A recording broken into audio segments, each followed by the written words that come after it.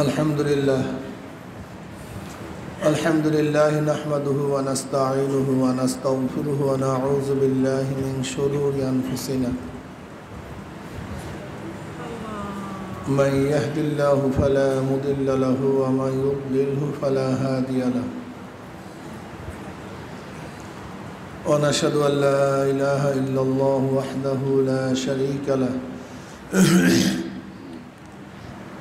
ونشهد أن محمدا عبده ورسوله أما بعد فأعوذ بالله من الشيطان الرجيم بسم الله الرحمن الرحيم يا أيها الذين آمنوا صلوا عليه وسلموا تسليما اللهم صل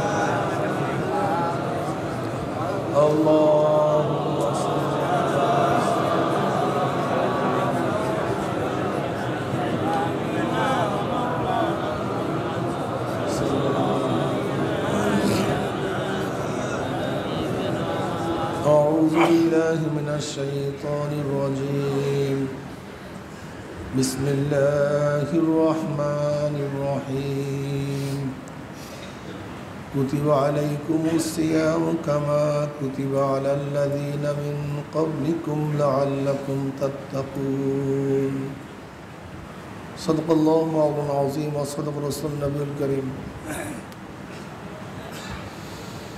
الله পাকের বান্দা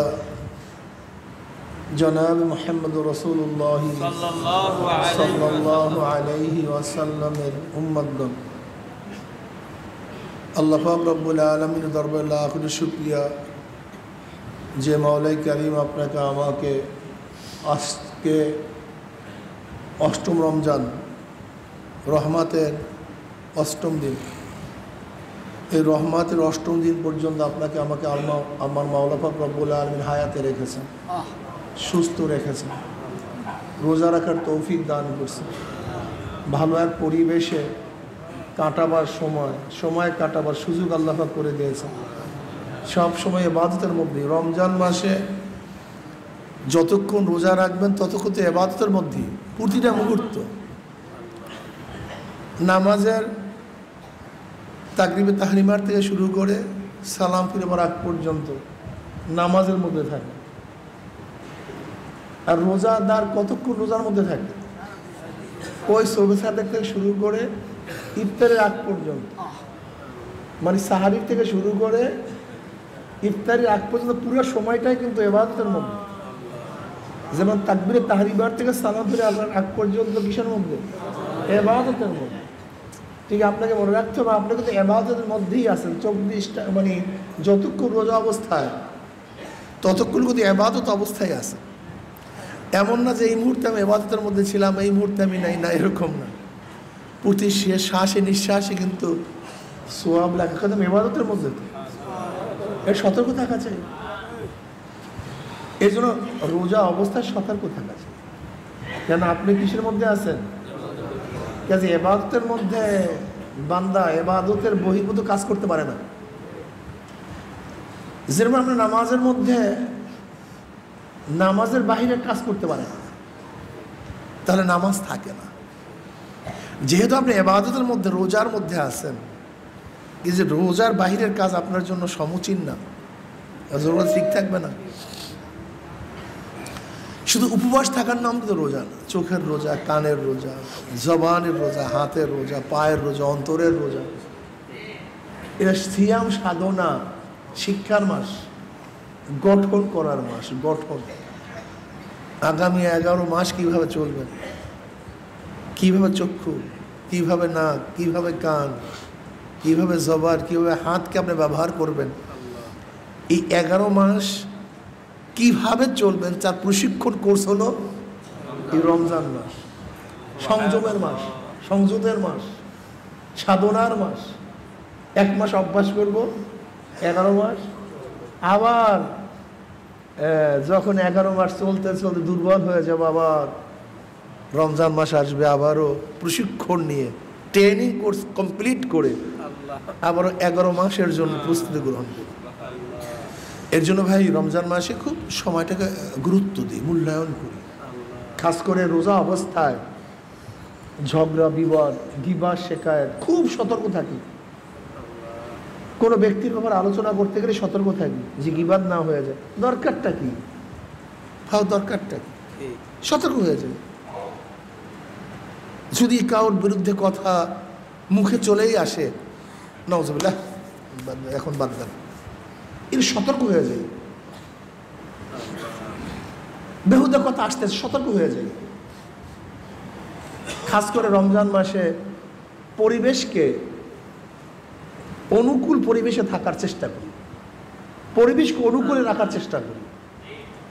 যেমন এটা অনুকূল পরিবেশ, এখানে আলহামদুলিল্লাহ এমন একটা সুন্দর পরিবেশ যেখানে আপনি সবসময় ইবাদতের মধ্যে মগ্ন থাকতে পারেন, গুনার কাজে আপনাকে উৎসাহিত করে না, ঠিক না ভাই? এরকম ভাই যে কোনো জিনিসের পরিবেশের প্রয়োজন। নবী আলাইহিস সালাতু ওয়াস সালাম হেরা পর্বতে কেন গেলেন? তিনি তো ঘরের মধ্যে ইবাদত করতে পারতেন। আবু তাআবুদুল লায়ালি জাওয়াতাল আদাদে নবী আলাইহিস সালাতু ওয়াস সালাম হেরা পর্বতের মধ্যে ইবাদতের মধ্যে কি থাকতেন? মগ্ন থাকতেন। তিনি ঘরের মধ্যেও তো থাকতে পারতেন। পরিবেশের দরকার আছে। এই জন্য তিনি নবী আলাইহিস সালাম ঘর ছেড়ে হেরা গুহায় গিয়ে উঠছেন, সেখানে ইবাদতে মগ্ন থাকতেন। পরিবেশের প্রয়োজন আছে। আপনি আমি কি?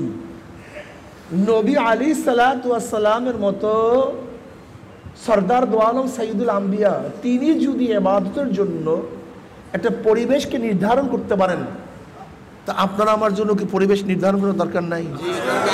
এটা কেন বুঝি না? এটা জরুরি, এটা খুবই জরুরি। পরিবেশের দরকার আছে। আগেকার জমানার আবেদরা তো গির্জা বসে ইবাদত করতেন, তাদের জন্য বাহির তো নামাজ পড়া, সেজদা করা সহি হইতো না। এটা তো উম্মত মুহাম্মাদের জন্য খাস। আমরা যে সব জায়গায় সেজদা করতে পারি, সব জায়গায় আমাদের ইবাদত কবুল হয়ে যায়, এটা স্পেশাল গিফট। এটা আমাদের জন্য স্পেশাল। ওয়াজুইলাত লিয়াল আরদু মাসজিদা ওয়া তুহুরা ফুজ্জিলতু আলাল আম্বিয়া বিসিত্তিন। মুসলিমের রওয়ায়াত আছে, নবী আলাইহিস সালাতু ওয়াস সালাম ফরমান, আমাকে আল্লাহ পাক রব্বুল আলামিন অন্যান্য নবীদের উপরে 6টা জিনিসের মাধ্যমে ফজিলাত দান করছেন, যে 6টা জিনিস অন্য কোনো নবীদেরকে দেওয়া হয় নাই। এর মধ্যে একটা কি? সমস্ত জমিনকে আল্লাহ পাক রব্বুল আলামিন আমার জন্য সিজদাগার বানায় দিয়েছেন। সুবহানাল্লাহ। ওয়াজুইলাত লিয়াল আরদু মাসজিদা ওয়া তুহুরা, এবং পবিত্র করার কারণ বানায় দিয়েছেন। এর দ্বারা পবিত্রতা অর্জন করা যায়। এটা অন্য কোনো নবীদের জন্য ছিল না। তাইয়াম্মুমের বিধান অন্য কোনো শরীয়তের মধ্যে ছিল না। মাটির দ্বারা পবিত্রতা অর্জন করা অন্য কোনো নবীদের বিধান ছিল না। এটা তো আম্মা জান আয়েশা সিদ্দিকা রাদিয়াল্লাহু তাআলা আনহা এক সফরের মধ্যে তার হার হারায় গেছে, সমস্ত সফর স্থগিত করছে। এখন সবাই অস্থির যে আম্মাজানের জন্য বারবার ঝামেলার মধ্যে পড়তে হয়। একটা হার হারাবার কারণে এফকে আয়েশার ঘটনা, এইটা 5ম হিজরির ঘটনা। এইটি আসা এফকে আয়েশা গজওয়ায় বনি মুস্তালিকের ঘটনা। গজওয়ায় বনু মুস্তালিক, এটা মুরাইসিয়া বলা হয়, গজওয়ায় মুরাইসিয়া। আপনারা জানেন বনি মুস্তালিকের লোকজন এরা কুরাইশদের হালিফ ছিল। কুরাইশদের সাথে তাদের ওঠা বসা, যুদ্ধ বিগ্রহ একই সাথে করত। হারিস গজয়ে মুস্তালিকের যে প্রধান, সে নতুনভাবে নবী আলাইহিসসালাতু ওয়াসসালামের আক্রমণ করার জন্য ষড়যন্ত্র শুরু করছে, আক্রমণ করবে। এটা মুসলমানরা টের পাইছে, সেখানে গুপ্তচর পাঠানো হয়েছে। ঘটনা সত্য, নবী আলাইহিসসালাতু ওয়াসসালাম সাহাবায়ে কেরামদেরকে নিয়ে তাদের উপরে আক্রমণ করার জন্য রওনা করলেন। এটা ৫ম হিজরির ঘটনা। সেই যুদ্ধের মধ্যে মুনাফিকরাও ছিল। আব্দুল্লাহ ইবনে উবাই ইবনে সুলুলের মতো মুনাফিক ছিল সেই যুদ্ধের মধ্যে। ওরা যুদ্ধ রওনা করছে যুদ্ধ করার জন্য নয়, বরং গনিমতের মাল অর্জন করার জন্য। মুসলমানরা রওনা করছে, মুসলমানরা তাদের আক্রমণ করছে, আলহামদুলিল্লাহ ফাতাহ হয়ে গেছে, বহুত গনিমতের মাল অর্জিত হয়েছে। জুয়াইরা রাদিয়াল্লাহু তাআলা আনহা অ্যারেস্ট হয়েছেন, নেতার মেয়ে, তার স্বামীও সেখানে মারা গেছে। মালকে নবী আলাইহিসসালাম বন্টন করে দিয়েছেন, অনেক অনেক বহুত মাল পেয়েছে। যুদ্ধ থেকে ফেরার পথে বহুত ঘটনা ঘটছে। এর মধ্যে একটা ঘটনা ঘটছে, যখন কূপের থেকে পানি আনার জন্য গেছে, তখন মুহাজির বা আনসারের মধ্যে পানি নিয়ে বিভেদ সৃষ্টি হয়েছিল। আনসাররা ডাক দিয়েছে, আনসারি ভাইরা কোথায়, তোমরা আসো, তোমার আনসারি ভাইকে সাহায্য করো। মুহাজিররা ডাকছে, মুহাজির ভাই তোমরা কোথায় আসো, মুহাজির ভাইকে সাহায্য করো। উভয়ের মধ্যে বিশাল হট্টগোলের সম্ভাবনা ছিল, মারাত্মক অবস্থা। নবী আলাইহিসসালাতু ওয়াসাল্লাম বলছেন, এ তো সেই জাহিলি যুগের পচা গান্দা আওয়াজ, গান্দা আওয়াজ। আনসারি ভাই, মুহাজির ভাই, তাদেরকে সাহায্য করো। এরকম হবে কেন? যে অন্যায়কারী তার বিরুদ্ধে আমরা সবাই, যে মাজলুম তার পক্ষে আমরা সবাই, এর মধ্যে হওয়া উচিত। কি কথা ঠিক না? এই গোত্রীয় প্রভাব, এটা তো গান্দা। আমাদের দেখা যায় অনেক সময় আমাদের মধ্যে আলিয়া কমিয়া অমুক তমুক, এই কমিয়া ভাইরা সবাই আসে, আলিয়ার ভাইরা সবাই আসে। এটা কেন? এটা হবে কেন? এই বরিশাল ভাইরা সবাই আসো, এই ঢাকার ভাইরা সবাই আসো, এরকম হবে কেন? হ্যাঁ, এই যে মাহফিলের মধ্যে জায়গা নিয়ে যে সমস্যা হয়, এ তো পচা গান্দার কারণে। সবাই তো মুজাহিদ, সবাই আমার মুসলমান ভাই, সবার অধিকার সমান, সবার অধিকার সমান। কিন্তু এই গান্দা কেন? এই ঢাকায় সবাই এখানে বসো, এই চিটাগাংয়ের এখানে বসো, এই গান্দা কেন? এই গান্দার কারণেই তো গজয়ে বনি মুস্তালিকের মধ্যে বিশাল দ্বন্দ্ব সৃষ্টি হয়েছিল, যা মারাত্মক সম্মুখীন হয়েছিল বাজাবাজি। নবী আলাইহিসসালাতু ওয়াসসালাম কোন রকমের আলহামদুলিল্লাহ সমাধান করছেন, কিন্তু দেখলে পরিবেশ ভালো না, পরিবেশ ভালো না। এখন পর্যন্ত মনের মধ্যে ক্ষোভ যায় নাই পুরা। নবী আলাইহিসসালাতু ওয়াসসালাম গোটা দুনিয়ার মধ্যে শ্রেষ্ঠ সমরবিদ ছিলেন, শ্রেষ্ঠ সমরবিদ। তার চেয়ে বড় সমরবিদ যোদ্ধা না দুনিয়াতে আগে ছিল, না তার জমানা ছিল, না পরবর্তী আসবে। এত কৌশলী সমরবিদ তিনি ছিলেন। নবী আলাইহিসসালাতু ওয়াসসালাম দেখতেন পরিবেশ খুব ভালো না, তিনি বললেন সফর শুরু করো। কি শুরু করো? সফর শুরু করো। ওদিকে তো আব্দুল্লাহ ইবনে উবাই ইবনে সুলুল তো আছেই, সে তো সবসময় ফুক মারতেই আছে, কখন চান্স পাওয়া যায় সেই অবস্থায় আছে। এমনকি আব্দুল্লাহ ইবনে উবাই ইবনে সুলুল বলল যে আমি মদিনায় গিয়ে যারা সম্মানিত ব্যক্তি তারা অসম্মানিত, যারা নিচু বংশ তাদেরকে আমরা বের করে দেব। এই আব্দুল্লাহ ইবনে উবাই ইবনে সুলুলের কথার উপরেই কিন্তু সূরাতুল মুনাফিক নাযিল হয়েছে। সূরা মুনাফিকিন এটা তো নাযিল হয়েছে এই আব্দুল্লাহ ইবনে উবাই সুলুলের মন্তব্যের কারণেই।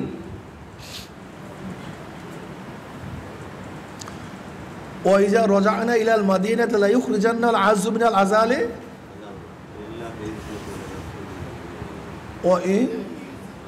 ওয়ালিল্লাহিল ইজ্জাতু ওয়াইজা রাজা'না ইলাল মাদিনাতি লা ইউখরিজান্নাল আযযু মিনাল আযাল। আমরা যখন মদিনা প্রত্যাবর্তন করব তখন সম্মানিত ব্যক্তি যারা আজাল অসম্মানিত আছে তাকে কী করে দেব? বের করে দেব। অর্থাৎ মুহাজিরদেরকে তারা অসম্মানিত মনে করেছেন, কেন তাদেরকে আনসাররা সাহায্য করছে, সহযোগিতা করছে, এদেরকে বের করে দিবে। যাই হোক, ঘটনা বহুত দীর্ঘ। এখানে আব্দুল্লাহ ইবনে উবাই ইবনে সুলুল আনসারদেরকে বলতেছে, তোমরা যাদেরকে যেই সাপকে দুধ কলা খাওয়িয়ে হৃষ্টপুষ্ট করছে, এখন তারাই তোমাকে সবল মানা শুরু করছে, তোমার ধ্বংস করা শুরু করছে। ওই সেই জাহিলি যুগের পুরান অভ্যাস জাগ্রত করে ফেলছে। এখন তো বুঝেন কাফেলার পরিস্থিতি খুবই খারাপ। নবী আলাইহিস সালাতু ওয়াস সালাম অসময় সফর শুরু করলেন। সাহাবারা প্রতি নবী আল্লাহ এই সময় তো আমরা সফর শুরু করেন না সাধারণত। নবী আলাইহিস সালাতু ওয়াস সালাম কোনো জবাব দিলেন না। তিনি সফর শুরু করলেন। সারাদিন সারা রাত্র সফর আর বন্ধ নাই। পরের দিন এমন সফর শুরু করছে কার কোনো আর হুঁশ নেই। যখন বিশ্রামে গেছেন কথাবার্তা কখন বলবেন? সবাই তো ঘুমের মধ্যে, কথাবার্তা বলার আলোচনা করার কোনো কি নাই, কোনো সুযোগ নেই। দেখছেন কৌশলটা কি, কত চমৎকার কৌশল। হ্যাকমতটা কাকে বলা হয়? সফর করতে থাকো, রাত্রেও বিশ্রাম নাই, দিনেও চলতে থাকো, চলতে থাকো, চলতে থাকো, চলতে থাকো। আল্লাহ তো বুঝেন তৎক্ষণাৎ সফর, উট ঘোড়া হাটিয়া পায়দল, ওদিকে গনিমতের মাল, কার কোনো হুঁশ নেই। আর যখন বিশ্রামে গেছে, বিশ্রামে যাওয়ার পর সবাই শোটান, একেবারে পুরোপুরি ঘুমায় পড়ছে। আলোচনা করার, পর্যালোচনা করার কোনো সুযোগ নেই। এগুলি কৌশল। সরদার আলম আলাইহিস সালাতু ওয়াস সালাম প্রত্যেকটা কাজের থেকে আমাদেরকে শিখতে হবে। তার প্রত্যেক হারাকাত সাকানা, প্রত্যেকটা কাজ আমাদের জন্য শিক্ষণীয় বিষয় আছে। হতে পারে এরা মানুষ, সাহাবারাও কি মানুষ, এটা তো ভুলের ঊর্ধ্বে নয়, কিন্তু কৌশলে সমাধান করতে হবে। কি করতে হবে? কৌশলে সমাধান করতে হবে। যে সবাই শুয়ে পড়ছে। আপনারা জানেন এই যুদ্ধে যাওয়ার আগে নবী আলাইহিস সালাতু ওয়াস সালাম যুদ্ধে যাওয়ার আগে স্ত্রীদের মধ্যে লটারি করতেন, কোন স্ত্রী তার সাথে যাবে, কোন স্ত্রী তার সাথে যাবে। ওই লটারির মধ্যে আম্মাজান আয়েশা সিদ্দিকা রাদিয়াল্লাহু তাআলার নাম উঠছে, আম্মাজানের নাম উঠছে। আম্মাজান সেই সফরে গেছিলেন। যখন বিরতির পরে আবার সফর শুরু হয়েছে, আম্মাজান রাদিয়াল্লাহু তাআলা আনহা তখন কি ছিলেন? ছোট ছিলেন, হালকা পাতলা ছিলেন। আম্মাজান রাদিয়াল্লাহু তাআলা আনহা তিনি হাজত সারার জন্য দূরে গেছেন। হাজত থেকে ফিরে আসছেন, দেখেন গলা হার নাই, গলা হার নাই। আম্মাজান রাদিয়াল্লাহু তাআলা আনহা হার খোঁজার জন্য গেছেন হাওদার থেকে। ওইদিকে যারা হাওদা উঠাবার দায়িত্বে ছিল তারা তো হাওদা উঠে ফেলাইছে। আম্মাজান যেহেতু নিজেই বর্ণনা করেন, আমি ছোট ছিলাম, হালকা পাতলা ছিলাম, আমাদের খানা কম ছিল, আমাদের শরীর হিনু ছিল, আমাকে যে হাওদা যে উঠাইছে আমি যে তার মধ্যে ছিলাম না, এটা তারা দায়িত্বশীলরা বুঝতে পারেনি। কারণ তারা তো হৃষ্টপুষ্ট, বিশাল শক্তিশালী, ধাম করে উঠে ফেলাইছে। মনে করছে তো আম্মাজান তো অন্য জায়গায় যাওয়ার কোনো প্রশ্নই আসে না। তৎকালীন সময় পর্দা ফরজ হয়ে গেছে। তৎকালীন সময়, এটা তো পঞ্চম হিজরি ঘটনা, তৎকালীন সময় পর্দা ফরজ হয়ে গেছে। আল্লাহ আল্লাহ, কি মুসিবত! আম্মাজান হার পেয়েছেন, আসিয়া দেখেন কাফেলা তো বিদায় হয়ে গেছে। কোথায় যাবে, কিভাবে যাবে? অবস্থা তো খুবই খারাপ। আম্মাজান তো সবচেয়ে বুদ্ধিমত্তা ছিলেন, অনেক বুদ্ধিমান। তিনি চিন্তা করছেন এখন আমার একা একা যাওয়া তো ঠিক না, আমি রাস্তাও চিনি না, নিশ্চিত যখনই আমাকে পাওয়া যাবে না তখন আমাকে খোঁজার জন্য আসবে, অবশ্যই আসবে। আম্মাজান রাদিয়াল্লাহু তাআলা চাদর বুড়া দিয়ে সেখানে শুয়ে পড়লেন। এমনি বাচ্চা মানুষ, ক্লান্ত সফর, চাদর বুড়া দিয়ে ঘুমায়া পড়ছেন, একেবারে পুরোপুরি ঘুম। সাফওয়ান রাদিয়াল্লাহু তাআলা আনহু, তার দায়িত্ব ছিল সবসময় পিছনে, আবেদ লোক ছিলেন, খুব অনেক আবেদ, অনেক দরবেশ লোক ছিলেন। তিনার পিছনে থাকার দুইটা কারণ। একটা কারণ হলো নবী আলাইহিস সালাতু ওয়াস সালাম তাকে বলছেন, সাফওয়ান তুমি সবসময় পিছনে থাকবা, কাফেলার কিছু ফেলে গেছে কিনা, কিছু রয়ে গেল কিনা, এটা দেখতে তুমি আসবা। অথবা কেউ কেউ বলেন সাফওয়ান রাদিয়াল্লাহু তাআলা আনহু তিনি নামাজে দাঁড়ায় যেতেন, নামাজ পড়তেন, নামাজের মধ্যে খুব ব্যস্ত ছিল।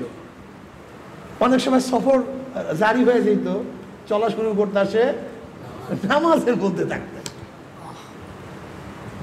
এর জন্য সে আস্তে আস্তে আসতেন। দরবেশ মানুষ, ঢুলতেন, জিকির করতেন, ইবাদত করতেন, চলতে থাকতেন। এ আর এক আসে, কান নামে অপবাদ দিস। সাফওয়ান রাদিয়াল্লাহু তাআলা আনহু তিনি আসছেন, চলতেছেন পিছনে, হঠাৎ দেখেন আম্মাজান আয়েশা সিদ্দিকা রাদিয়াল্লাহু তাআলা, তিনি শুধু বলছেন ইন্না লিল্লাহি ওয়া ইন্না ইলাইহি রাজিউন। আম্মাজান সাথে সাথে তার চেহারাকে আবৃত করে ফেলছেন। সাফওয়ান রাদিয়াল্লাহু চিনলেন কিভাবে? কেন আম্মাজান তো ছোট ছিলেন, ছোটবেলায় দেখছেন বহুতবার, অনেকবার দেখছেন আম্মাজানকে। সাফওয়ান রাদিয়াল্লাহু তাআলা আনহু উটকে থামালেন, উটের হাঁটুর উপরে পাও রাখলেন, উটকে দাবিয়ে দিলেন, আম্মাজানকে উঠে উঠালেন। সাফওয়ান রাদিয়াল্লাহু তাআলা আনহু রশি নিয়ে সামনাসামনি হাঁটতেছেন, চলতেছেন। ওইদিকে যখন সাফওয়ান রাদিয়াল্লাহু তাআলা আনহু আম্মাজানকে নিয়ে কাফেলার কাছে বুঝছে, ওদিকে কাফেলার খবর হয়ে গেছে যে আম্মাজান নাই। আম্মাজান রাদিয়াল্লাহু তাআলাকে যখন সাফওয়ান রাদিয়াল্লাহু কাফেলার কাছে নিয়ে আসছেন, আব্দুল্লাহ ইবনে উবাই ইবনে সুলুল বলে এর চেয়ে ভালো সুযোগ আর দুনিয়াতে নেই, এর চেয়ে ভালো সুযোগ আর দুনিয়াতে নেই।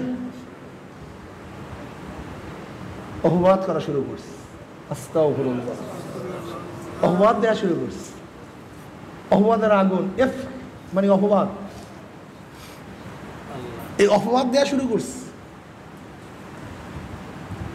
অপবাদ আস্তে আস্তে ছড়াইতেছে। আমি চিন্তা করলাম ঘটনা নাই, এরকম অপবাদ আম্মাজানদের উপরে কেন আসছে? আসলে যুগে যুগে হাজারো পবিত্র মহিলাদের উপরে এরকম অপবাদ আসতে পারে, ঘাবড়াইও না। নবী ইউসুফ আলাইহিস সালাতু ওয়াস সালামের অপবাদ আসছে, মারিয়াম আলাইহিস সালাতু ওয়াস সালামের উপরে কথা কয় না, মুসা আলাইহিস সালাতু ওয়াস সালামের উপরে, এরকম আম্মাজানদের উপরে অপবাদ কেন আসছে? কিয়ামত পর্যন্ত সতী সাদী হাজারো আল্লাহর পাগল রমণীদের উপরে বা আল্লাহ পাকের বান্দাদের উপরে কোন অপবাদ যদি আসে, তখন এই সমস্ত ঘটনা মনে করিয়া নিজেকে সান্ত্বনা দিও। আল্লাহ তাদের উপর থেকে আল্লাহ পাক কত প্রেসারে উঠাইছেন আগত কিয়ামত পর্যন্ত সমস্ত উম্মাতদেরকে সান্ত্বনা দেওয়ার জন্য। আস্তে আস্তে ঘটনা সরাইতেছে, রং ওইবারই একটা বাচ্চা হয়েছে কালো। প্রথম শব্দ ছিল কি বলে, বউ শুনছো একটা বাচ্চা হয়েছে এত কালো, বলে বউ শুনছো আর একটা, বলে কি বলে ওই বাচ্চাটা কাউয়া হয়েছে, এখন বাচ্চাই না, এখন হয়ে গেছে কাউয়া। তুমি কথা বুঝো অপবাদ কি জিনিস, রং কি জিনিস, রং সরানো শুরু করছে। আম্মাজান আয়েশা সিদ্দিকা রাদিয়াল্লাহু তাআলা খবরও নাই, তিনি সফরে অসুস্থ হয়ে গেছেন। কি হয়ে গেছেন? অসুস্থ, জ্বর শরীরের মধ্যে অসুস্থ।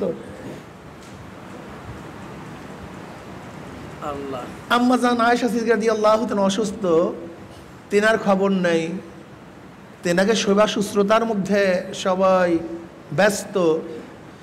কিন্তু জনাব মুহাম্মদ রাসূলুল্লাহ সাল্লাল্লাহু আলাইহি ওয়াসাল্লামের কান পর্যন্ত অপবাদ পৌঁছে গেছে এবং নবী আলাইহিস সালাতু ওয়াস সালাম আম্মা জানের উপরে সেই আগের যে ভালোবাসা, মুহাব্বত, শফকত, আসা যাওয়া, অসুস্থ হইলে যে স্নেহ মমতা, এইটা দেখা যাচ্ছে না। আম্মা জান চিন্তা করছে ঘটনাটা কি? আগে তো অসুস্থ হইলে আমার কাছে আসতো, আমাকে জিজ্ঞাসা করত, মাথায় হাত বুলাইয়া দিত, আমার সেবা শুশ্রূষা করত, এখন আসে না কেন? আম্মাজানের মধ্যে প্রশ্ন। কিন্তু আম্মাজানের কোনো খবরই নাই, কেউ তার কাছে পৌঁছায় নাই। আম্মাজান এত সুস্থ হয়েছে। আম্মাজান রাদিয়াল্লাহু তাআলা হাজত সারার জন্য বাহিরে বের হয়েছেন। উম্মে মিস্তা, এই উম্মে মিস্তা, ভালো হাদিস শুনাইতেছে। বুখারী মুসলিম বড়ি বড়ি রওয়ায়াতের মধ্যে হাদিস আছে, কোরআনে পাকের মধ্যে এই ঘটনা মারাত্মক। এগুলো আমাদের সবাই প্রত্যেক মুসলমানের জানা থাকা দরকার। কি যে এর মধ্যে কত নসিহাত, কত উপদেশ, কত জিনিস এর মধ্যে, এগুলো আমাদের সবার জানা উচিত। মুসলিম উম্মাহ সবার জানা উচিত, সবার নখদর্পণ থাকা উচিত, ঠিক না? আম্মাজান রাদিয়াল্লাহু তাআলার কোনো খবরই নেই, তিনি অসুস্থ মানুষ, কিন্তু পেরেশানি যে নবী আলাইহিস সালাতু ওয়াস সালাম আমার সাথে এরকম ব্যবহার করতেছে কেন? আম্মাজান আয়েশা সিদ্দিকা রাদিয়াল্লাহু হাজতে বাড়াইলেন। তৎকালীন সময় তো ঘরের মধ্যে বাথরুম ছিল না, বাথরুম ব্যবস্থা ছিল অনেক দূরে। উম্মে মিস্তা, হযরত মিস্তা রাদিয়াল্লাহু তাআলা আনহুর আম্মা উম্মে মিস্তা তার সাথে রওনা করছে। উম্মে মিস্তা একটু হুসুট খেয়েছে। উম্মে আল্লাহ মিস্তাকে ধ্বংস করুক, আল্লাহ পাক মিস্তাকে ধ্বংস করুক। আম্মাজান আয়েশা সিদ্দিকা রাদিয়াল্লাহু বলেন, তুমি কি বলতেছো? বদরি সাহাবী, মিস্তা একজন বদরি সাহাবী, তুমি তাকে অভিশাপ করতেছো? তুমি ভালো বালাই তাকে বলতেছো? তিনি কোনো কথা বললেন না। রওয়ায়াতে আসছে আবারও তিনি উষ্টে খাইছেন, আবারও বললেন আল্লাহ পাক মিস্তাকে ধ্বংস করুক। রওয়ায়াতে আসছে আবারও তিনি উষ্টে খাইছেন, বলে আল্লাহ পাক মিস্তাকে ধ্বংস করুক। বারবার বলে মিস্তাকে ধ্বংস করুক। আম্মা যখন ঘটনা কি, মিস্তাকে কেন গালিগালাজ করতেছে, কেন বরদোয়া দিস? বলে আপনি জানেন না, আপনি জানেন না। ঘটনা এই, গোটা মদিনার মধ্যে আলোচনা। আম্মাজান বলেন, এই কথা শোনার সাথে সাথে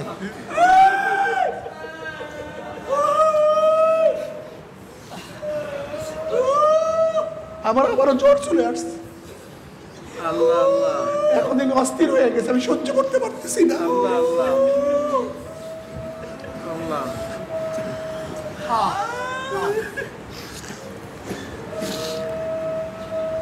আমি সহ্য করতে পারতেছি না, তার জ্বর চলে আসছে। এখন মানুষ পারে আল্লাহ।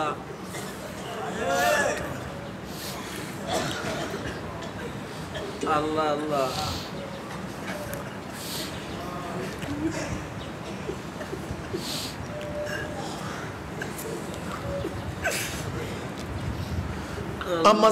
আম্মাজান আয়েশা সিদ্দিকা রাদিয়াল্লাহু তাআলা আনহা ঘরে আসছেন।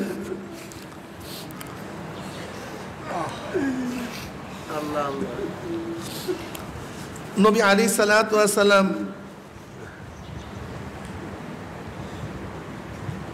তার কাছে কি জিজ্ঞাসা করবেন? নবী আলাইহিস সালাতু ওয়াস সামনে গেছে, নবী আলাইহিস চেহারা ঘুরে বলেছে,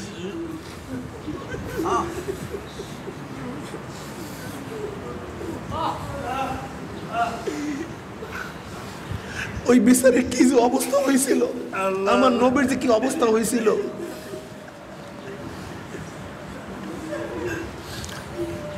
আবার নবী আলাইহিস সালাম যেদিকে চেহারা নিচ্ছেন সেদিকে গেছেন, আবার চেহারা ঘুরে ফেলাইছেন। আল্লাহ আল্লাহ।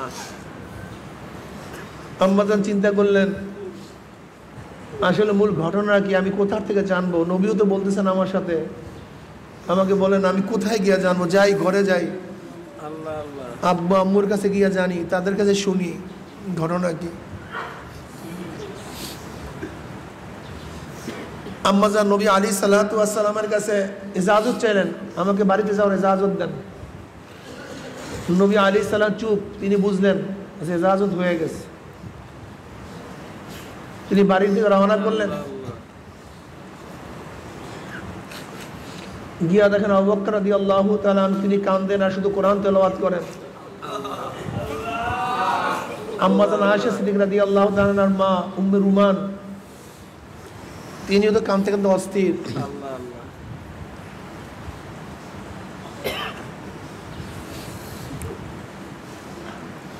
আম্মাজান আয়েশা সিদ্দিকা রাদিয়াল্লাহু তাআলা আনহা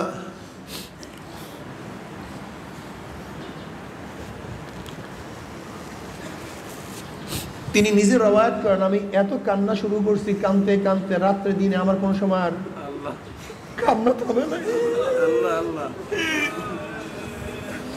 ও জোরে শুধু পানি পড়তেছিল। আমি এক ঘরের কর্নারে গিয়া আল্লাহর কাছে দোয়া করা শুরু করলাম, আল্লাহর কাছে বলা শুরু করলাম। ওদিকে নবী আলাইহিস সালাতু ওয়াস সালাম পরামর্শ ডাকলেন সবাইকে।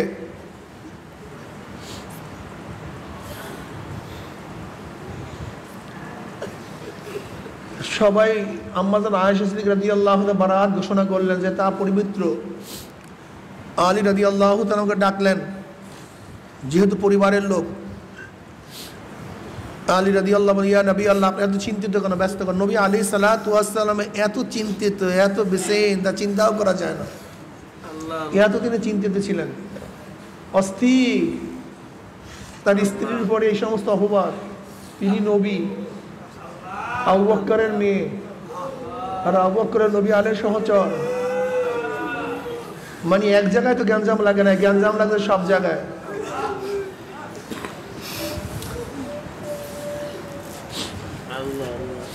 আলী রাদিয়াল্লাহু সান্ত্বনা দেওয়ার জন্য, ইয়া নবী আল্লাহ, আপনি এত টেনশন করেন, চিন্তিত কেন? আল্লাহ পাক নবী বানাইছেন, আপনার জন্য মেয়ের তো কোনো অভাব নেই, আপনার জন্য কোনো মেয়ের অভাব নেই।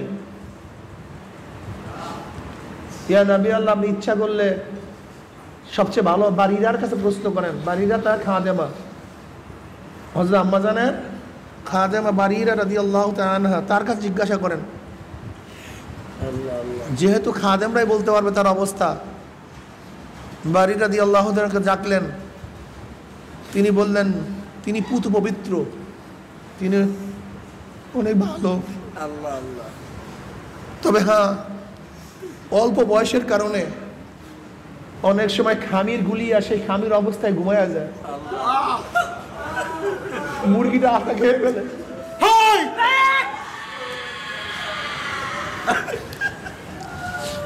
এই বাচ্চার উপরে আল্লাহ নবী আলাইহিস সালাতু ওয়াস সালাম মসজিদে সবাইকে ডাকলেন, মশওয়ারা করলেন। উমর ইবনে খাত্তাব রাদিয়াল্লাহু তাআলা প্রশ্ন করছেন, যেহেতু আলী রাদিয়াল্লাহু তাআলা বলেছিলেন আপনার স্ত্রীর কোনো অভাব নয়, আপনি ইচ্ছা করলে তাকে তালাক দিয়ে দেন, আপনি এত চিন্তিত কেন?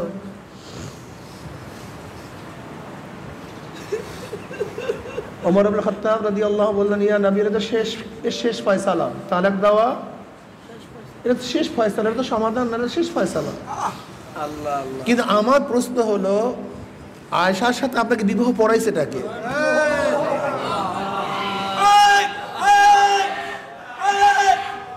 আপনারা জানেন আম্মাজান আয়েশা সিদ্দিকা রাদিয়াল্লাহু তাআলার সাথে বিবাহের কিন্তু রায়বার খোদ আল্লাহ পাক নিজে, অন্য কেউ না। বুখারীর মধ্যে রওয়ায়াত আছে, নবী আলাইহিস সালাতু ওয়াস সালাম ঘুমন্ত অবস্থায় স্বপ্ন দেখেন এক আগন্তুক রুমাল নিয়ে আসছে। নিয়ে বলে রুমাল খোলেন, রুমাল খুলছেন, দেখেন আয়েশার চেহারা। আগন্তুক চলে গেছে, পরের দিন আসছে, ইয়ানাবেল রুমাল খোলেন, রেশমি রুমাল খুলে দেখে আয়েশার চেহারা। আগন্তুক চলে গেছে, পরের দিন আসছে, তাহলে রুমাল খোলেন, দেখে আয়েশার চেহারা, তাহলে তো আপনার স্ত্রী। নবী আলাইহিস সালাম বললেন ইন কানা মিনাল্লাহি ইউনজিহি, যদি ফয়সালা আল্লাহর থেকে হয় তা আল্লাহ পাকই ব্যবস্থা করবেন। আয়েশা তো ছোট, এই আমার জন্য কিভাবে হয়? ওদিকে আবু বকর সিদ্দিক রাদিয়াল্লাহু তাআলা আগের থেকে চিন্তা করছেন যে নবী আলাইহিস সালাম স্ত্রী খাদিজাতুল কুবরা আজকে দুনিয়াতে নাই।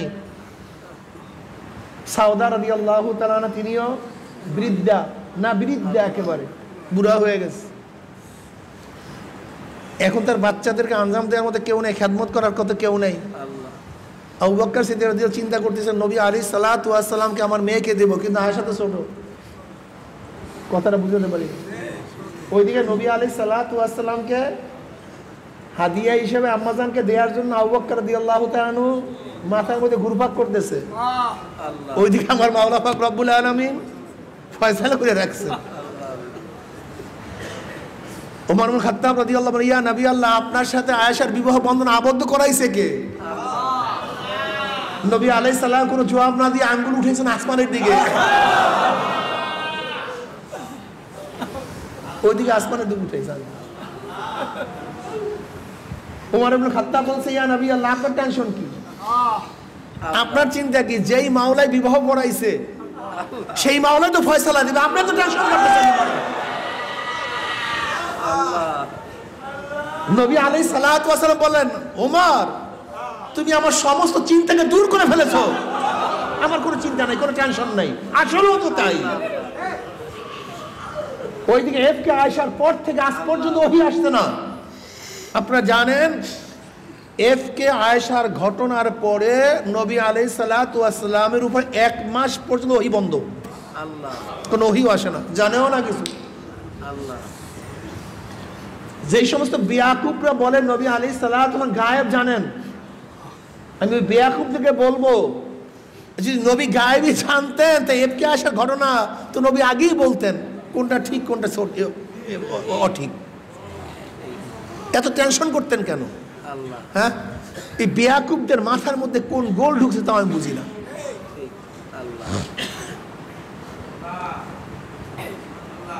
নবী আলাইহিস সালাতু ওয়াস সালাম বললেন, ওমর, তুমি সমস্ত আমার চিন্তা দূর করে ফেলছ। যে মাওলা পাক রব্বুল আলামিন এই কাজ করছেন তিনিই তো ফয়সালা দিবেন, তা আমি এত অস্থির কেন? নবী আলাইহিস সালাতু ওয়াস সালাম একটু অস্থির চলে গেছে। নবী আলাইহিস সালাতু ওয়াস সালাম মসজিদের মধ্যে বয়ান শুরু করলেন। আম্মাজান আয়েশা থেকে বারাত ঘোষণার বয়ান করলেন। এক সাহাবী উঠে বলেন, ইয়া নবী আল্লাহ, আউস খাজরাজের মধ্যে যেই কাজ করুক না কেন আমি তাকে কতল করে ফেলবো। ওইদিকে তাদের মধ্যে গোত্রীয় আবার গ্যাঞ্জাম শুরু হয়ে গেছে। গোত্রীয় আউস খাজরাজ। নবী আলাইহিস সালাতু ওয়াস সালাম সমাধান করলেন, উভয়ে চলে গেলেন। এবার নবী আলাইহিস সালাতু ওয়াস সালাম আম্মাজান আয়েশা সিদ্দিক রাদিয়াল্লাহু আনহার ঘরে গেলেন। নবী আলাইহিস সালাতু ওয়াস সালাম দরজা নক করলেন। গোটা মাখলুকাতের শ্রেষ্ঠ ব্যক্তিত্ব আবু বকর রাদিয়াল্লাহু তাআলা দরজার সামনে হাজির।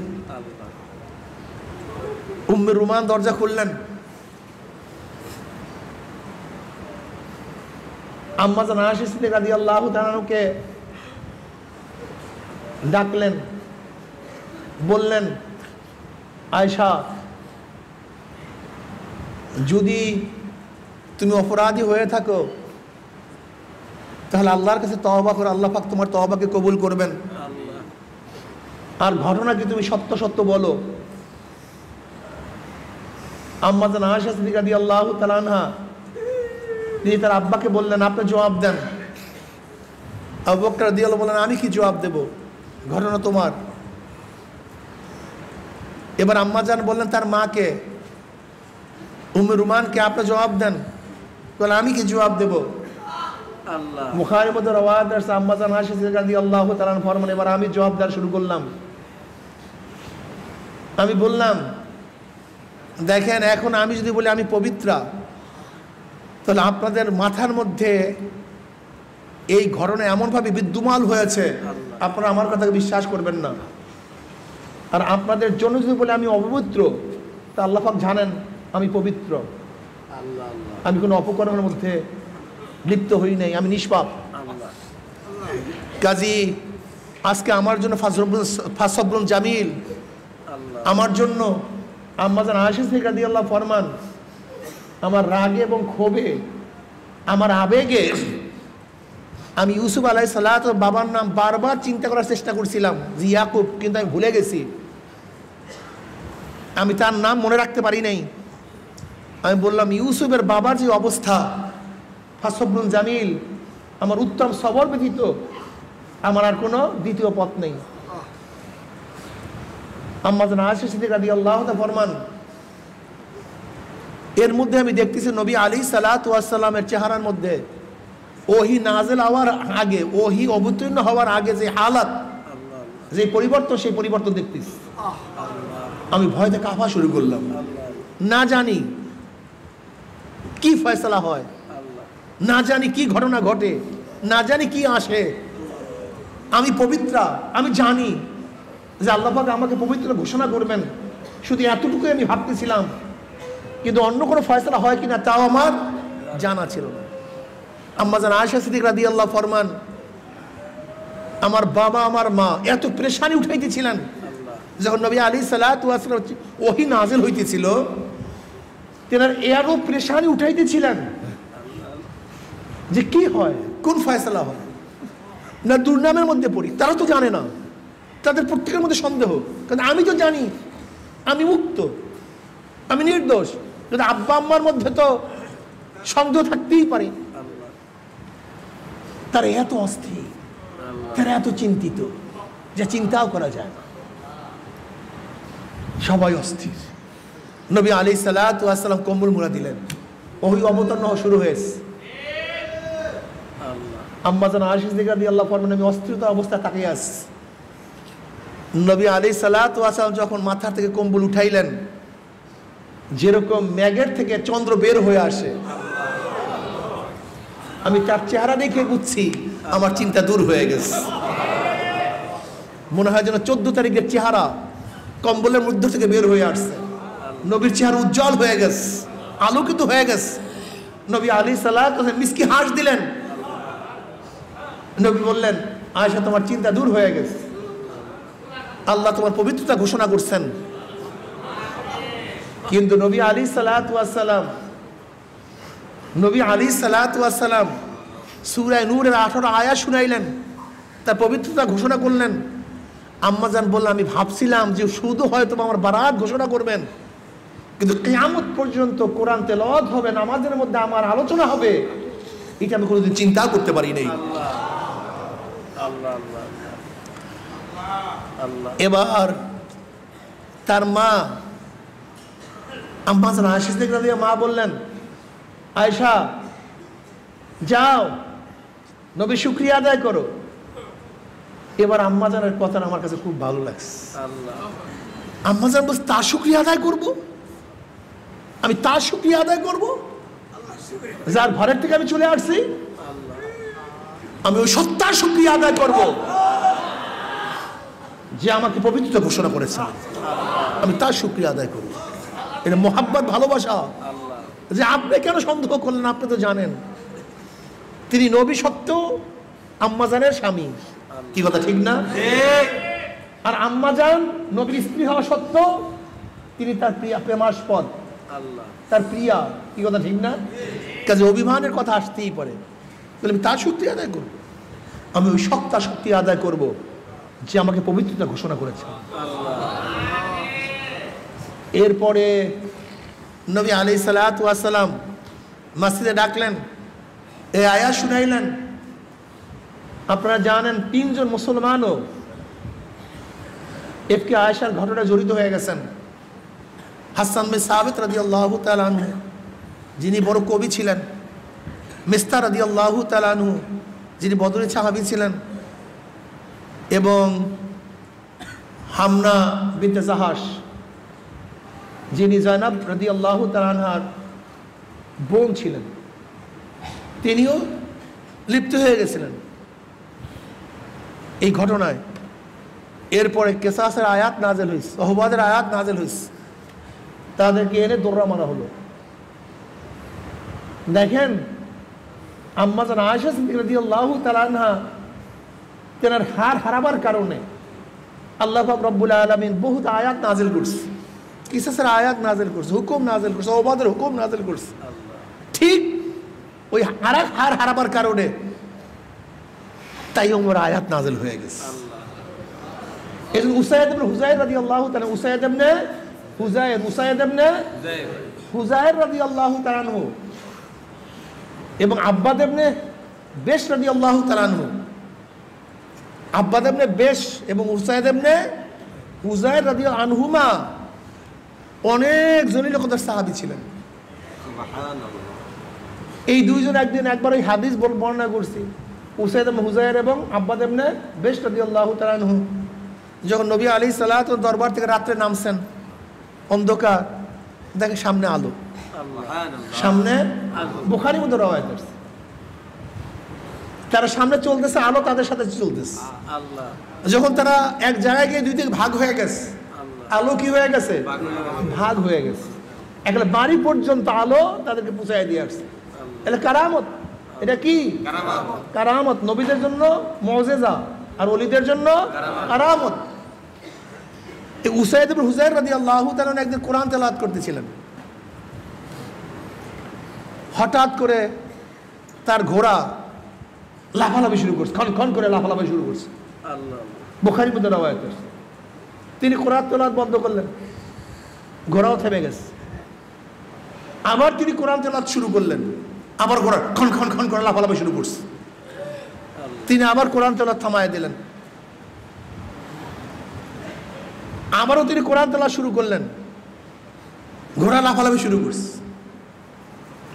উসাইদ ইবনে হুযাইর রাদিয়াল্লাহু বাচ্চা ছিল ঘোড়ার কাছে, তিনি বাচ্চার ধ্বংসের সংখ্যা করে তার বাচ্চাকে নিয়ে আসছেন, কোরআন তেলাওয়াত বন্ধ করে। হঠাৎ বাহিরে বের হয়েছেন, দেখেন আকাশের মধ্যে মেঘের মধ্যে হঠাৎ করে তার মধ্যে থেকে আলো বের হয়ে গেছে। তিনি তাকাইলেন, ঘরে চলে আসছেন। পরের দিন নবী আলাইহিস সালাতু ওয়াস সালামের কাছে গিয়ে এই ঘটনা বললেন। নবী আলাইহিস সালাতু ওয়াস বলেন, উসাইদ তুমি কেন তেলাওয়াত করলে না, কেন তেলাওয়াত করলে না, কেন তেলাওয়াত করলে না? তোমার তেলাওয়াতের আওয়াজে ফেরেশতা চলে আসছে। তুমি যদি সকালবেলা পর্যন্ত কোরআন তেলাওয়াত করতা তাহলে মানুষ ফেরেশতা দেখতে পারতো, তুমি কেন কোরআন তেলাওয়াত করলে না? উসাইদ ইবনে হুযাইর রাদিয়াল্লাহু তাআলা অনেক বুজুর্গ সাহাবী ছিলেন।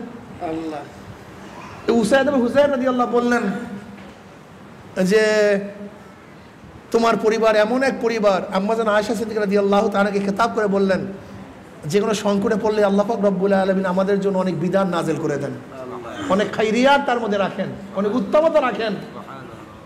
একবার হাড় খুয়াবার কারণে বহুত ঘটনা নাজিল হয়েছে। আবার একবার হাড় যখন চলে গেছে, সাহাবারা সবাই অস্থির, সবর কেন শুরু করে না? আম্মা জানের জন্য ক্যান্সাম,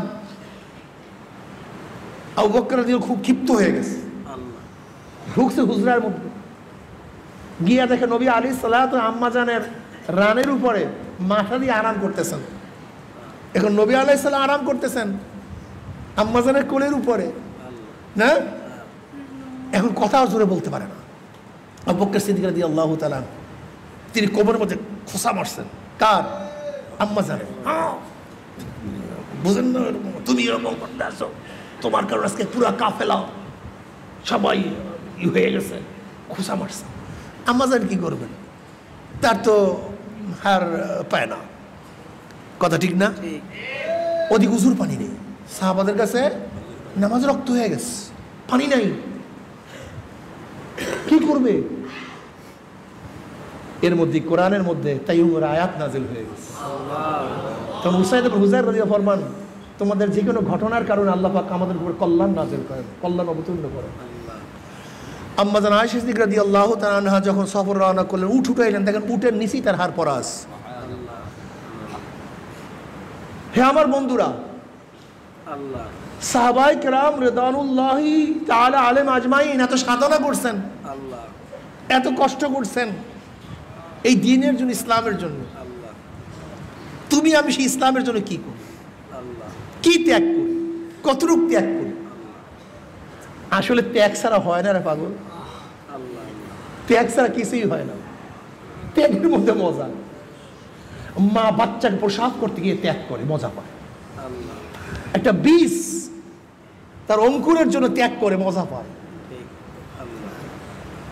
বাবাগুলি সন্তানদেরকে ভালো রাখার জন্য কত ত্যাগ করে না। ঘাম ঝরতে থাকে, ঘাম শরীরের মধ্যে কত কষ্ট। বাচ্চাদেরকে যখন খানা দেয় মজা পায়, ত্যাগের মধ্যে মজা। ঠিক মাওলার পাগলরা মাওলার জন্য যখন ত্যাগ করে তারা মজা পায়। ত্যাগী হই, বুগি না। দেখেন সবার মান মর্যাদা কিন্তু এক না, সবার হালাত কিন্তু এক না, সবার অবস্থান কিন্তু এক না। কামাইয়ের জায়গা, যে যতবার কামাই করেন অন্যের দিকে তাকায় না। আপনি কামাই করতে থাকেন, কামাই করতে থাকেন, কামাইয়ের জায়গা। সবার মান, সব ছাত্র ভর্তি হয়, সবার মান কিন্তু এক না। সব সাহাবী সবাই মান এক না, সবাই ওলি সবাই মান এক না। সবই পাথর, কিন্তু সমস্ত পাথরের মান কিন্তু এক না। সব চরমুনাই মুজাহিদ, সব চরমুনাই মুজাহিদের মান কিন্তু এক না। সবই চক্ষু, সব চক্ষুর মান এক না। সবই জবান, সমস্ত জবানের মান কিন্তু এক না। সবই হাত, সমস্ত হাতের মান এক না, নাকি? সবই অন্তর, সমস্ত অন্তরের মান কিন্তু এক না। একটু নিজের দিকে খেয়াল করো, আমি কি, আমি কতদূর অগ্রসর হলাম। পথিক সামনে পথ অনেক, পিছনের দিকে তাকাইলে মনে হয় অনেক দিকে অগ্রসর হয়েছে, সামনের দিকে অগ্রসর, সামনের দিকে তাকাইলে মনে হয় মোটেও অগ্রসর হইতে পারি নাই। এই পথের মধ্যে বহুত ভাঙ্গা আছে, এই পথের মধ্যে বহুত কাটা আছে, এই পথের মধ্যে বহুত বহুত কষ্ট, বহু সাধনা।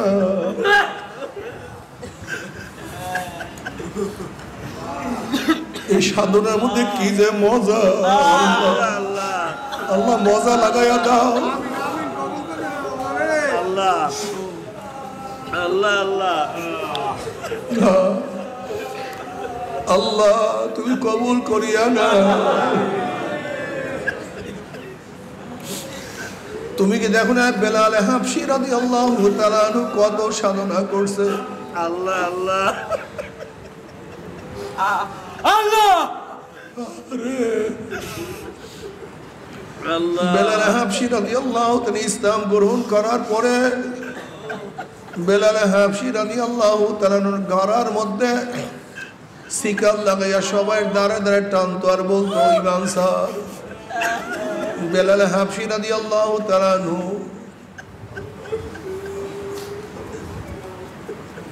ঈমান আনার পরে আল্লাহ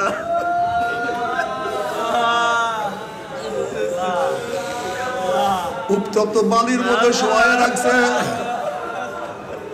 বুকের উপরে ভারী পাথর চাপা দিয়া বলে বেলাল যতক্ষণ পর্যন্ত ঈমান ছাড়বি না তোকে আমরা ছাড়বো না। ওরে বেলাল যতক্ষণ পর্যন্ত ঈমান ছাড়বি না ততক্ষণ পর্যন্ত তোর এই অবস্থা থেকে আমরা তোকে রক্ষা করব না। আল্লাহ আল্লাহ বেলাল হাবশী রাদিয়াল্লাহু তাআলা কি বলবে, শুধু বলেন আহাদ আল্লাহ আহাদ, আমার আল্লাহ আমার আল্লাহ আল্লাহ। হযরত আবু বকর সিদ্দিক রাদিয়াল্লাহু তাআলা অবস্থা দেখিয়া সহ্য করতে পারলেন না। বেলাল হাবশী রাদিয়াল্লাহু তাআলা মালিকের নাম উমাইয়া ইবনে খালদ। এই উমাইয়া ইবনে খালদের থেকে আবু বকর সিদ্দিক রাদিয়াল্লাহু তাআলা বেলাল হাবশী রাদিয়াল্লাহু তাআলাকে খরিদ করলেন, তাকে আজাদ করিয়ে দিলেন। বেলাল হাবশী রাদিয়াল্লাহু তাআলাকে ঘোড়ার পিছনে বান্ধিয়া মরুভূমির মধ্যে টান দিয়ে আছে। আল্লাহ আমি কি ত্যাগ করলাম, তুমি আমি কি ত্যাগ করলাম।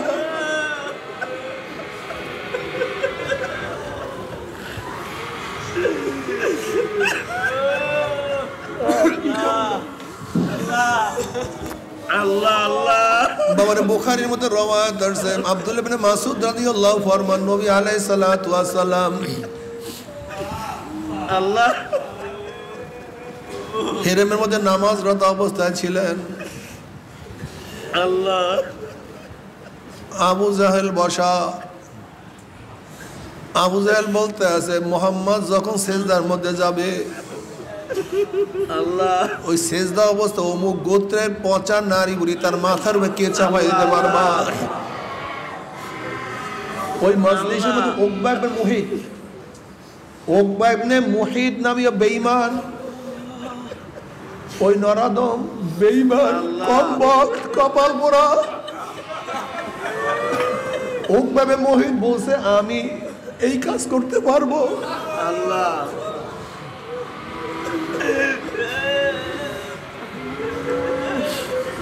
নবী আলাইহিস সালাতু ওয়াস সালাম সেজদার মধ্যে পড়লেন, ওই উটের পচা নারী বুড়ি নবী আলাইহিস সালাতু ওয়াস সালামের মাথার উপরে চাপাইয়া দিয়েছে। আল্লাহ আল্লাহ আল্লাহ আল্লাহ। নবী আলাইহিস সালাতু ওয়াস সালাম মাথা তুলতে পারেন না। আল্লাহ আব্দুল্লাহ মাসউদ রাদিয়াল্লাহু ফরমান আমি নবীকে সাহায্য করব এরকম ক্ষমতা আমার ছিল না। আল্লাহ কে যেন ফাতেমা রাদিয়াল্লাহু আনহাকে খবর দিছে। ফাতেমা রাদিয়াল্লাহু আনহা ছোট বাচ্চা আসিয়া দেখে বাবা উটের নারী বুড়ির নিচে চাপা পড়া অবস্থা, মাথা তুলতে পারে না। ফাতেমা রাদিয়াল্লাহু আনহা কোন রকম কষ্ট করিয়া উটের নারী বুড়ি তার মাথার দিয়ে সরাইয়া ফেলাইছে।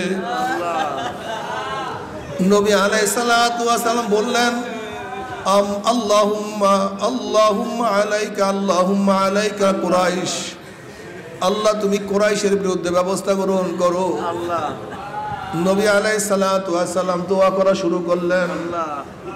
আল্লাহ আবু জাহলকে, উতবা ইবনে রবিয়াকে, শায়বা ইবনে রবিয়াকে, উবাই ইবনে খালকে, উকবা ইবনে মুঈদকে আল্লাহ তুমি তাদেরকে ধ্বংস করো। আল্লাহ রাবি বলেন 7 জনের নাম বলছেন, 1 জনের নামে ভুলে গেছি। ওই সত্তার কসম যার হাতের মধ্যে আমার জীবন, আল্লাহ আমি বদরের ময়দানে দেখছি যাদের বিরুদ্ধে আমার নবী বদদোয়া করছে প্রত্যেকের লাশ একটা কূপের কাছে পড়িয়া আছে, একটা শয়তানও বাঁচতে পারে না। আল্লাহ হে নবীর উম্মতেরা, যদি আমার নবী মাওলাকে পাওয়ার জন্য এত কষ্ট করতে পারে,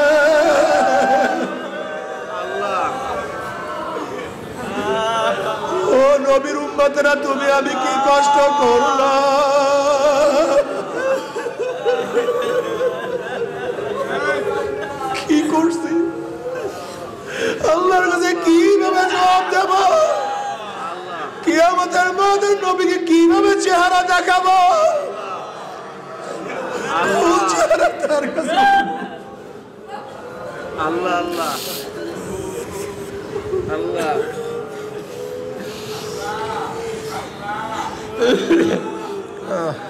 আল্লাহ আল্লাহ আল্লাহ আল্লাহ। ও চরমনায় মুজাহিদরা সাধনা করো, মাওলার পথে চলো, আল্লাহ আল্লাহ সাধক হইও। আল্লাহ আল্লাহ আল্লাহ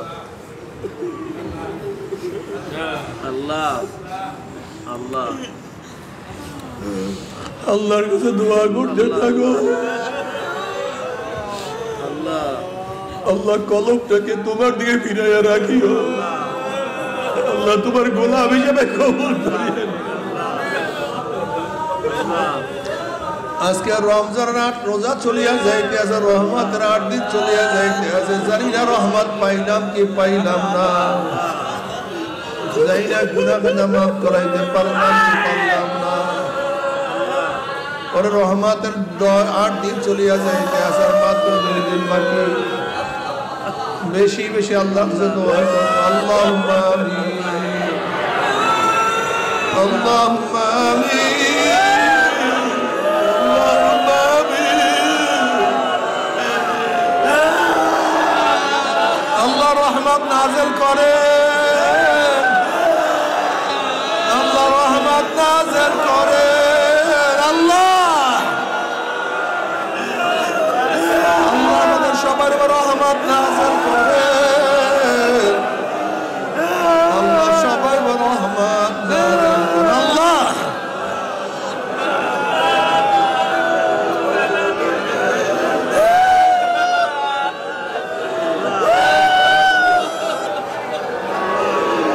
আমাদের উপর রহমত নাযিল করেন গোটা দুনিয়ার উপর রহমত নাযিল করেন গোটা মাখলুকের উপর রহমত নাযিল করেন গোটা মানুষের উপর রহমত নাযিল করেন গোটা মুসলমান মুমিনদের উপর রহমত নাযিল করেন আল্লাহর চরমনের কাফেলার উপর রহমত নাযিল করেন এই মাজলিসের রহমত নাযিল করেন আমাদের আওলাদ উপর রহমত নাযিল করেন আল্লাহ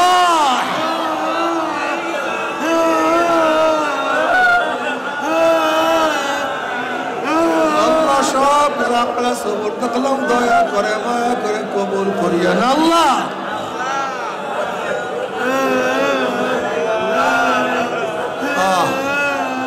আল্লাহ গুনাহ থেকে বাঁচিয়ে থাকার তৌফিক দিয়া দেন আল্লাহ গুনাহ থেকে বাঁচিয়ে থাকার তৌফিক দিয়া দেন আল্লাহ গুনাহ কথা মাফ করে দেন আল্লাহ গুনাহ খাতা মাফ করে দেন আল্লাহ আমাদের জেহেন শক্তি বাড়াইয়া দেন সহি ইলম অর্জন করার তৌফিক দিয়া দেন সহি আমল করার তৌফিক দিয়া দেন আল্লাহ আমরা যারা হাত তুললাম জাইনা কর্মা নাই বাবা নাই স্ত্রী নাই সন্তান নাই দাদা নাই দাদু নাই নানা নাই নানা নাই আল্লাহ যত মুমিন মুমিনাত মুজাহিদরা কবরে শুয়ে সবাই কবরে আযাব ঠিক করে মাফ করে দেন আমাদের শায়খ মুর্শিদের কবরকে জান্নাতের বাগিচা বানায়া দেন মা দাদা সহ तमाम দুনিয়ার মাশায়েখদের মাকামকে জান্নাত বরকত করে দেন আমাদের আওলাদ আমরা খাস গোলাম বান্দা কবুল করে নেন ربنا هب لنا من ازواجنا وذرياتنا قرة اعين واجعلنا للمتقين اماما আল্লাহ আমাদের সবাইকে জান্নাতুল ফেরদাউস দান করেন সবাইকে জাহান্নাম থেকে নাজাত দিয়া দেন اللهم إني أسألك من خير ما سألك به نبيك محمد صلى الله عليه وسلم ونعوذ بك من شر ما استعاذ منه نبيك محمد صلى الله عليه وسلم وأنت المستعان وعليك البلاغ ولا حول ولا قوة إلا بالله اللهم وفقنا لما تحب وترضى من القول والعمل والبلاد رب ارحمهما كما ربياني صغيرا وصلى الله تعالى على خير خلق محمد وآله وأصحابه وأزواجه وأتباعه الله آمين